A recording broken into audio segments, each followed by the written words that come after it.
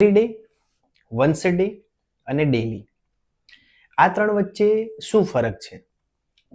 તો એવરીડે અને once a day ને આપણે પહેલા લઈએ.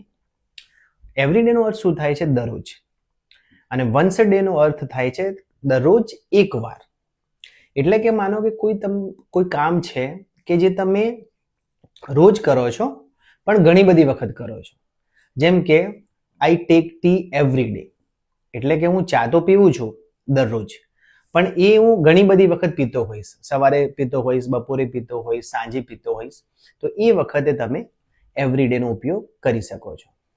પણ વન્સ અ ડે, કે I go to temple once a day, એનો અર્થ એવો થયો કે હું દરરોજ ટેમ્પલ તો જઉં છું પણ હું દરરોજ કોઈ પણ એક જ વખત સવારે કેમ ટેમ્પલ જઉં છું. એટલે એ બેસિક ડિફરન્સ છે એવરી ડે અને વન્સ અ ડે નો. એવરી ડે એટલે દરરોજ પણ multiple times, once a day એટલે દરરોજ પણ કોઈ બી એક વખત.